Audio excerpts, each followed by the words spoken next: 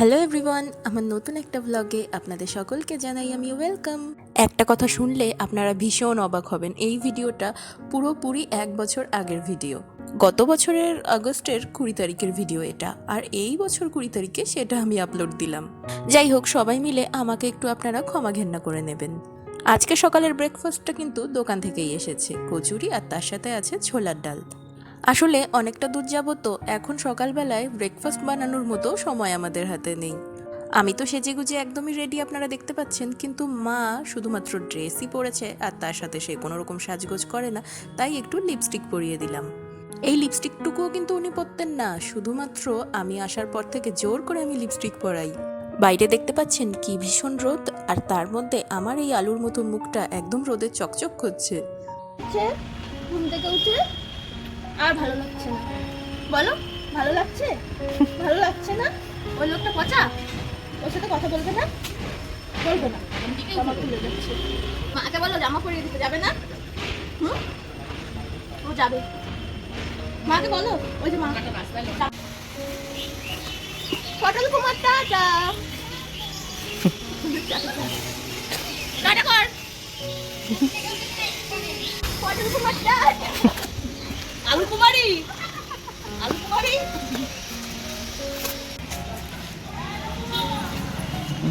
Star সবাইকে ইয়ে করতে করতে ওই যে সামনে আমাদের গাড়ি দাঁড় করানো আছে, আসলে অনেকটা দূর যাব, তো সেই জন্যই গাড়ি ভাড়া করা হয়েছে। গাড়িতে বসেও গেছি, আর কোথায় যাচ্ছি সেটা কিছুক্ষণ পরে রাস্তায় যেতে যেতে বলছি। তাহলে চলুন এবার সবাইকে টাটা করে দুগ্গা দুগ্গা বলে এবার বেরিয়ে পড়ি আমরা। বেশ অনেকটা পথ আমরা চলে এসেছি, আর এখানে মাঝপথে একটা টি স্টলে আমরা দাঁড়িয়েছি, কারণ আমরা খেয়ে আসলেও বাকিরা কিন্তু সকালের ব্রেকফাস্টটা করে আসেনি। আর আমি তো চা একেবারেই খাই না বললেই চলে, তো সেই জন্য আমাকে একটা বিস্কিট ধরিয়ে দেওয়া হয়েছে। এখন দেখা যাক বিস্কুটটা খেয়ে কেমন টেস্ট এটার। বাহ, বিস্কিটটা খেতে কিন্তু খুবই টেস্টি, কিন্তু একটু বেশি মিষ্টি। এই তো এবার আমরা ঢুকে গেছি বারাসাতে। আরও অনেকক্ষণেরই কিন্তু রাস্তা, কারণ আজকে আমরা যাচ্ছি সেই বালিগঞ্জ। তো হাবড়া থেকে বালিগঞ্জ অনেকটাই পথ কিন্তু। আর এবার আমরা ক্রস করছি এয়ারপোর্ট। আর এবার আমরা প্রপার কলকাতাতে ঢুকেই গেছি। একটা ফ্লাইওভারের উপর দিয়ে আমরা এখন যাচ্ছি, আর পাশ দিয়ে গাড়িগুলো ছুটে যাচ্ছে, আর চারিদিকটা একটু ফাঁকা ফাঁকা, বেশ সুন্দর লাগছে। আর ওই যে দূরে দেখা যাচ্ছে বিখ্যাত অ্যাটমসফিয়ার, আর তার পাশাপাশি আমরা দেখতে পাচ্ছি সায়েন্স সিটি। আমি কিন্তু মাত্র একবারই অনেক বড় বয়সে এসেই সায়েন্স সিটিতে এসেছিলাম, আরও একবার দুবার আসার ইচ্ছা আমার কিন্তু আছে। আমরা কিন্তু প্রায় আমাদের গন্তব্যের কাছাকাছি চলে এসেছি, সেই জন্য এখন একটু টাচ আপ দিয়ে নেওয়ার পালা। মায়ের বান্ধবী রীতামাসি দিচ্ছে টাচ আপ, আর মা তাকে খেপিয়েই চলেছে। মা কখনোই সাজগোজ পছন্দ করে না, আর একদম ছোট থেকেই রীতামাসি সাজগোজে একেবারেই এক্সপার্ট বলা চলে। দেখুন এবার লিপস্টিক পরা নিয়ে দুই বান্ধবীর একেবারে যুদ্ধ বেঁধে গেল। নিন, এবার আমরা প্রায় চলে এসেছি, আর কিছুক্ষণের রাস্তা, তারপরেই আমরা কিন্তু পৌঁছে যাব। বেশ কিছুক্ষণ সময় লাগলো জায়গাটা খুঁজে বের করতে, অবশেষে আমরা চলেও এসেছি। আর আজকে আছে আমার শাশুড়ি মার বান্ধবীর নাতনির অন্নপ্রাশন। আর এখানের ব্যাঙ্কোয়েটটা কিন্তু খুবই সুন্দর, চারিদিকটাও বেশ সুন্দর, আর ব্যাঙ্কোয়েটের যে মেইন হলটা সেটাও খুব সুন্দর। চলুন এবার ভিতর দিকে এগোনো যাক। এসেই ছোটবেলার বন্ধু বান্ধবীকে পেয়ে তো একেবারে ভীষণ খুশি ওরা, আর সেই জন্য প্রত্যেকে মিলে এখন একটা ছবি তুলে রাখছে। আর এই ফ্রেমে বন্দি মুহূর্তগুলোই তো মানুষের সারা জীবন থেকে যায়। আর এই যে ছোট্ট গুটি গুটি পায়ে যে বাচ্চাটিকে আসতে দেখছেন, উনি হলেন দীপা মাসির নাতনি, আর বাচ্চাটা কিন্তু খুবই কিউট, আর তার সাথে সাথে বেশ পাকা, তো তাকে দেখে আমরা মোটামুটি আদর করে ভরিয়ে দিয়েছি। আর এবার পরপর দেখুন তত্ত্ব আসছে, মনে হচ্ছে না এটা বিয়ে বাড়ি।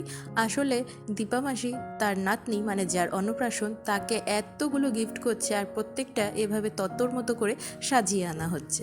তার সাথে সাথে চলে এসেছে ওয়েলকাম ড্রিঙ্ক। এত গরমে কষ্ট করে এসেছি, এখন তো ড্রিঙ্কে একটা সিপ নেওয়াই লাগে।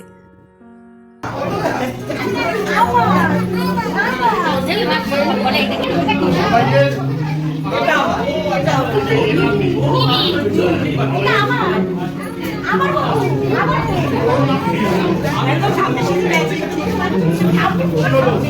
এই বাবলাটা কই? আর এই যে চলে এসেছেন আমাদের মেইন আকর্ষণ, যার কিনা আজকে অন্নপ্রাশন, আর ইনি হলেন আমাদের পুচকু আয়রা। আগে যে বাচ্চাটিকে দেখতে পেলেন ও হলো দীপা মাসির ছেলের মেয়ে, আর আজকে আমরা যার অনুষ্ঠানে এসেছি সে হলো দীপা মাসির মেয়ের মেয়ে। আর এই বাচ্চাটাও এত কিউট, এত সুইট, আমরা তো সবাই মিলে একেও বেশ করে চটকে দিয়েছি। আর দেখুন ওর হাসিটাও কি ভীষণ মিষ্টি। আর এরপরে চলে এসেছে এখন স্টার্টারগুলো। প্রথমেই এখানে আছে 2-3 রকমের কাবাব, যার মধ্যে আমি তো চিকেন কাবাব নিয়েছি। আর এদিকে চাও সার্ভ করা হচ্ছিল, আর আমি তো চায়ের ধার দিয়েও ঘেঁষি না। গানের আওয়াজ পেয়ে বাইরে বেরিয়ে এসে লাইভ কনসার্ট দেখে তো আমি একদমই অবাক হয়ে গেছি। এত সুন্দর গাইছিল ছেলেটা, কিন্তু দুঃখের বিষয় কপিরাইট খেয়ে যাব জন্য গানটা আপনাদেরকে শোনাতে পারছি না। আমি কিন্তু বেশ অনেকক্ষণ দাঁড়িয়ে দাঁড়িয়ে গান শুনছিলাম, আর এরপর দেখছি এরা সকলে মিলে আমাকে বাদ দিয়ে সেলফি তুলে নিচ্ছে। দাঁড়ান, এবার আপনাদেরকে চারিদিকটা একটু ঘুরিয়ে দেখাই। বেশ সুন্দর জায়গাটা, আর তার সাথে সাথে ডেকোরেশনটাও খুব সুন্দর হয়েছে। আরে চলুন তো ওদিকে কি হচ্ছে সেটা একটু দেখে আসি।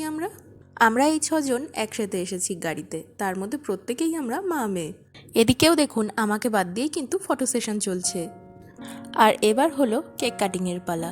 এখন তো মোটামুটি প্রত্যেকটা অনুষ্ঠানেই কিন্তু কেক কাটিং হয়, আর তার মধ্যে অন্নপ্রাশনই বা কেন বাদ যাবে। আর বাচ্চাটাও যেরকম কিউট, তার সাথে কেকটাও আনা হয়েছে মিলিয়ে, একদমই খুবই কিউট একটা কেক। কিন্তু বেচারি বাচ্চাটা এতটাই ছোট যে ও ছুরিটা পর্যন্ত নিজে হাতে ধরতেই পারছে না, সেই জন্য ওর মা বাবা মিলেই কেকটা কেটে দিচ্ছে ওর হয়ে। কেক কাটিং তো হয়ে গেল, সেলিব্রেশনও হয়ে গেল, এবার হচ্ছে খাওয়া দাওয়ার পালা। আর তাড়াতাড়ি তো বাড়ির দিকে রওনাও দিতে হবে, না হলে অনেকটা বেশি লেট হয়ে যাব আমরা। আর এখানে তো আমি বাইরে থেকেই দেখতে পাচ্ছি যে এটা বাফে সিস্টেম, তো বাফেতে খেতে আমার একটু হলেও অসুবিধা হয়ে যায়, ওই যে বসে পাত পেরে খাওয়ার অভ্যাস তো। প্রথমেই এসেছি আমরা স্যালাড কাউন্টারে। এত রকম স্যালাড না আমি সত্যি বলতে আগে কখনো দেখিনি। আর এখানে খাওয়া দাওয়ার দায়িত্বে ছিল করিমস। আর এই সব খাবার দাবারের জন্য আমি 2-3টে শর্টস বানিয়ে রেখেছি, সেগুলো আমি আপলোড করে দেব। আসলে এই একটা ভিডিওর মধ্যে সব কিছু দেখাতে গেলে ভিডিওটা অনেক বেশি লম্বা হয়ে যেত। যাই হোক, এর পাশাপাশি এদিকে আছে হচ্ছে মেইন কোর্সগুলো। এবার চলুন প্লেট সাজিয়ে নিয়ে একেবারে হামলে পড়ি। দেখুন আমরা কিন্তু এখনও টেবিল পাইনি, সেজন্য কেউ দাঁড়িয়ে কেউ নর্মালি বসেই আমরা খাচ্ছি হাতে করে করে।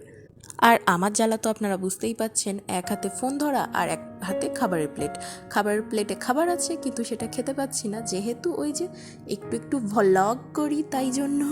আর এখানে ডেকোরেশনটাও কিন্তু বেশ সুন্দর। তো যাই হোক, এবার আমাদের খাওয়া দাওয়া শেষ, আর এই মহারানীর খাওয়া এখনও শেষ হয়নি, তো আমরা এখন ডেজার্ট আইটেম নিয়ে বসে গেছি। আর খাবার দাবারগুলোর নাম দারুণ টেস্টি ছিল, আর এতদিন পরে সবাই একত্রিত হওয়াতে যেন খাবারের স্বাদ আরও বেশি বেড়ে গেছে আড্ডা দিতে দিতেই। খাওয়া দাওয়া করে একটু জিরিয়ে নিয়ে এখন আমরা গাড়িতে উঠে পড়ছি। এখন সোজাসুজি যাব দীপা মাসির বাড়ি, কারণ ওই যে অল্পেতে স্বাদ মেটে না, এ স্বাদের ভাগ হবে না। এতদিন পর দেখা হলো, তাই তাদের বাড়িতে গিয়ে বাকি জমানো গল্পগুলো মা মাসিরা সেরে নিতে চাইছে। এই তো এবার আমরা চলেও এসেছি, আর এসে বেশ ভালোই হলো, কারণ এরপরে আর আসা হবে কি না সেটাও আমি জানি না। আর এটা আমাদের ডেস্টিনেশন থেকে খুব একটা দূরে ছিল না। সবাই মিলে বাকি জমানো আড্ডাগুলোও আমরা এখন দিয়ে নিচ্ছি, আর মা মাসিদের কথা ভেবে বেশ ভালো লাগছে। একটা সময় আমরা আমাদের বন্ধুবান্ধবীরা সবাই মিলে বুড়ো হব, তখন আমাদেরও এরকম একটা রিইউনিয়ন হবে। তো যাই হোক, বেরিয়ে গেছি এখন বাড়ির উদ্দেশ্যে। তো ভিডিওটাকে আমি এখানেই শেষ করছি, আর ভিডিওটা যদি আপনাদের ভালো লাগে অবশ্যই লাইক, শেয়ার আর সাবস্ক্রাইব করে দেবেন। আর দেখা হবে অন্য একটা ভিডিওতে, ততক্ষণের জন্য অনেক ভালো থাকবেন। Bye bye.